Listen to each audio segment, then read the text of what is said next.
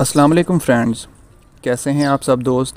उम्मीद करता हूं आप सब दोस्त खैरियत से होंगे और आपके बर्ड्स भी बिल्कुल ठीक ठाक होंगे। तो फ्रेंड, पिछली वीडियो में हमने बात की थी कमर्शियल बर्ड और मुटेशन बर्ड, दोनों में क्या डिफरेंस है, कौन से कमर्शियल बर्ड हैं और कौन से मुटेशन बर्ड हैं। जिन दोस्तों ने मेरी वो वीडियो नहीं देखी, मेरे चैनल का विज़िट करके वो वीडियो देख सकते हैं।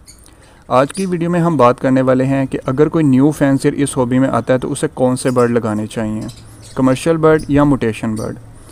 दोनों में कुछ डिफरेंस है, पहले मैं वो आप दोस्तों के साथ शेयर कर देता हूँ, उसके बाद डिटेल के साथ इस टॉपिक पर बात करते हैं। नंबर 1 चीज़ यह है, कमर्शियल बर्ड सस्ते हैं, आप लो बजट से भी स्टार्ट कर सकते हैं, ईज़िली मार्केट में अवेलेबल हैं। जबकि मुटेशन बर्ड काफ़ी कॉस्टली हैं, आपको मार्केट से नहीं मिलते, इधर उधर ब्रीडर से इकट्ठे करने पड़ते हैं। नंबर 2, कमर्शियल बर्ड में आप जैसी मर्ज़ी पेयरिंग कर लें, फिशरी पसनाटा का कोई रोला नहीं है, पेस्टल पाइट का कोई इशू नहीं है, आपके पास प्रोडक्शन होनी चाहिए, आपके सारे के सारे बर्ड ईज़िली मार्केट में बिक जाते हैं। जबकि मुटेशन बर्ड में आपको एक एक बर्ड बहुत सोच समझ के लेना पड़ता है, एक एक पेयरिंग बहुत सोच समझ के करनी पड़ती है। अगर आपने एक भी गलत बर्ड यूज़ कर लिया, एक भी आपने गलत पेयर बना लिया, तो आपके पास वो रिज़ल्ट नहीं आता जो आप एक्सपेक्ट कर रहे होते हैं। और अगर आपके पास कोई लो क्वालिटी का बर्ड आ गया, या आपके पास कोई डर्टी हेड बर्ड आ गया, पेस्टल बर्ड आ गया या पाइट बर्ड आ गया, तो आपके लिए उसे बेचना बहुत ही ज़्यादा मुश्किल हो जाता है। नंबर 3, कमर्शियल बर्ड में आपको रेट गिरने का भी कोई इतना खौफ नहीं होता और ना ही इन बर्ड के रेट इतना गिरते हैं। अगर इन बर्ड के रेट गिरते भी हैं तो मैक्सिमम 1000 से 1500 का फ़र्क पड़ता है, इससे ज़्यादा इन बर्ड के रेट नहीं गिरते। जबकि मुटेशन में अगर किसी बर्ड का रेट गिरना शुरू हो जाए तो कुछ ही दिनों में 50,000 वाला बर्ड 5000 पर भी आ जाता है। नंबर 4, कमर्शियल बर्ड आपके पास जैसे मर्ज़ी हैं, जितनी मर्ज़ी क्वांटिटी में, 10 पीस हैं, 50 पीस हैं, 100 पीस हैं, पेस्टल पाइट पसनाटा जैसे मर्ज़ी बर्ड हैं, आप सारे के सारे एक ही साथ मार्केट में जाके ईज़िली बेच सकते हैं। जबकि मुटेशन में अगर आपके पास 10-15 पीस है तो आप मार्केट में नहीं बेच सकते। अगर आप मार्केट लेकर भी जाते हैं तो वो उसका वो रेट नहीं देते जो उस बर्ड का रेट होता है, वो बहुत ही ज़्यादा कम रेट लगाते हैं और आपको ऑनलाइन ऐड वगैरह लगा कर बेचने पड़ते हैं और एक एक दो दो तीन तीन करके आपके पीस बिकते हैं। जिसको जो बर्ड चाहिए, जिसकी जो रिक्वायरमेंट है, उसके मुताबिक वो आपसे बर्ड लेगा। तो ये कुछ चीज़ें हैं जिन्हें आपने अपने माइंड में रखना है। अब बात करते हैं कि आप अगर इस शौक़ में आ रहे हैं तो आपने कौन से बर्ड लगाने हैं। देखें, डिपेंड करता है कि आप किस सोच के साथ और कितनी इन्वेस्टमेंट के साथ इस हॉबी में आ रहे हैं। अगर तो आपके पास इन्वेस्टमेंट बहुत ज़्यादा है तो फिर आप जो सा मर्ज़ी बर्ड लगाएं, आप कमर्शियल लगाएं या मुटेशन लगाएं, क्योंकि आपका इन्वेस्टमेंट का कोई इशू नहीं है, आप जो से मर्ज़ी बर्ड लगा सकते हैं।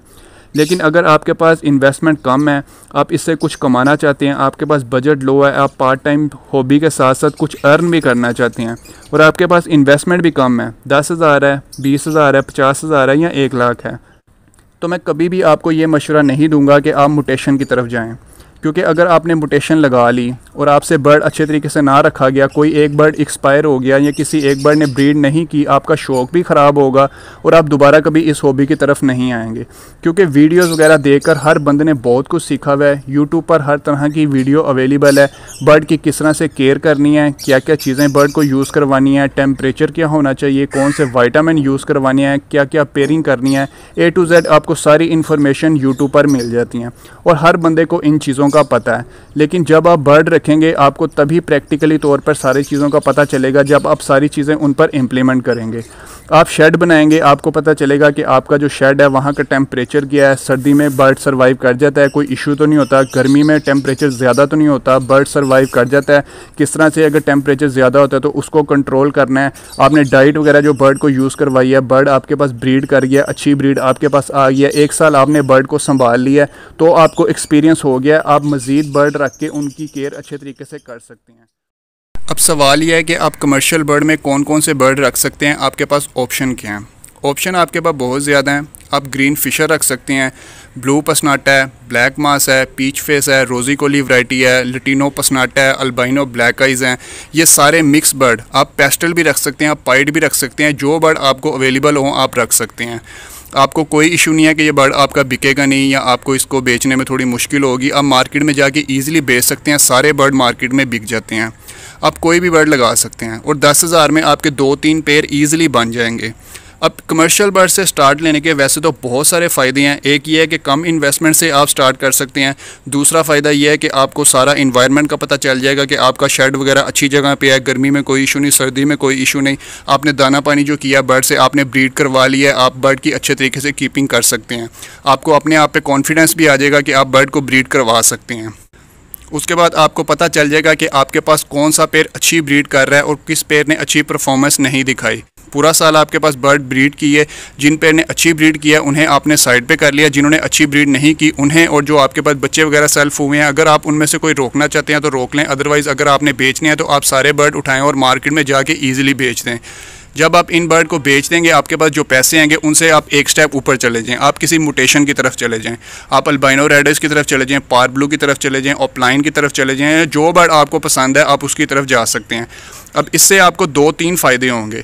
नंबर 1 ये है कि आपके पास बैकअप और फोस्टर पे तैयार हो चुके हैं। अगर आप कोई म्यूटेशन का बर्ड लेते हैं तो आपके पास उसकी प्रोडक्शन बढ़ाने की ऑप्शन मौजूद है। वो एग ले करेगा, आप फोस्टर पे के नीचे उसे फोस्टर कर देंगे और आपके पास बच्चे सेल्फ होते रहेंगे, आपके पास प्रोडक्शन बढ़ जाएगी। याद रखें, एक अच्छा फोस्टर पेयर तैयार करने में बहुत ज़्यादा टाइम लगता है और 10-15 पेयर में से कोई 1-2 अच्छे फोस्टर पेयर बनते हैं। और अगर आपके पास अच्छे फोस्टर पेयर लगे हुए हैं तो आप जल्दी से जल्दी उनसे फोस्टिंग करवा के अपनी जो इन्वेस्टमेंट है उसको भी रिकवर कर सकते हैं और मुनाफा भी कमा सकते हैं। याद रखें, एक अच्छा फोस्टर पेयर तैयार करने में बहुत ही टाइम लगता है और बहुत मुश्किल से कोई अच्छा फोस्टर पेयर मिलता है। अगर आप किसी ब्रीडर से भी कोई अच्छा फोस्टर पेयर मांगेंगे तो वो आपको कभी भी नहीं देगा। म्यूटेशन के बर्ड आपको देने को तैयार हो जाएंगे, लेकिन एक अच्छा फोस्टर पेयर चाहे वो ग्रीन फिशर का ही क्यों ना हो आपको कोई नहीं देगा। और मैंने बहुत सारे ब्रीडरों को, जो बड़े बड़े ब्रीडर हैं, उनको ग्रीन फिशर का एक अच्छा फोस्टर पेयर 10 से 15 हज़ार में लेते हुए भी देखा है। अब बहुत सारे जो न्यू फैंसियर हैं वो गलती क्या करते हैं, जिसके पास इन्वेस्टमेंट ज़्यादा है वो डायरेक्ट म्यूटेशन की तरफ चला जाता है और उसे ये भी पता होता है कि उसने साथ में फोस्टर पेयर लगाने हैं इनके एग फोस्टर करने के लिए, और वो ग्रीन फिशर वगैरह, रोजी कोली, लटीनो वगैरह इनके पट्ठे ला के अपने पास छोड़ लेते हैं और उन्हें सेल्फ करा के पेयर बना के फोस्टर पेयर तैयार कर लेते हैं। जब उनके म्यूटेशन के बर्ड जो हैं ब्रीड करते हैं उनके एग उठा के उसके नीचे फोस्टर कर दिए। अब मसला क्या होता है, जो फोस्टर पेयर हैं उन्होंने फ़र्स्ट टाइम ब्रीड किया है। कुछ फीमेल जो हैं वो एग को अच्छे से इंक्यूबेट नहीं करेंगी, बच्चों को मार देंगी, बच्चों को ठीक से सेल्फ नहीं करेंगी, तो इस चक्कर में उनके बहुत नुकसान हो जाता है। चिक एक्सपायर हो जाती हैं, एग ख़राब हो जाते हैं और वो डिसहार्ड हो जाते हैं, और इसी चक्कर में कुछ दोस्त अपना सीज़न भी ज़ाया करवा लेते हैं। तो अगर आप स्टेप बाय स्टेप चलेंगे, एक तो आपने लो इनकम से स्टार्ट किया, दूसरा आपके पास अच्छे फोस्टर पे तैयार हो गए, जब आप म्यूटेशन की तरफ जाएंगे तो आपके पास ऑप्शन मौजूद है कि आप अपनी प्रोडक्शन बढ़ा सकते हैं अपने फोस्टर पेयर के ज़रिए।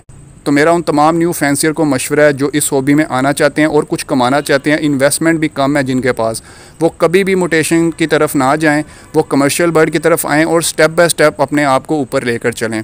आज आपने कमर्शियल बर्ड लगाया है, आपने उनको बेचा, आपके पास फोस्टर पेयर भी आ गए, आप म्यूटेशन की तरफ चले जाएँ, उसकी प्रोडक्शन बढ़ा लें। इस तरह स्टेप बाय स्टेप अगर आप चलेंगे तो आप कभी भी इस शौक़ में मार नहीं खाएँगे। उम्मीद करता हूँ कि वीडियो आप दोस्तों को पसंद आई होगी। वीडियो को लाइक करें, चैनल को सब्सक्राइब करें। मिलते हैं नेक्स्ट वीडियो में नेक्स्ट टॉपिक पर। अपना और अपने बर्ड का बहुत सारा ख्याल रखिएगा। अल्लाह हाफिज़।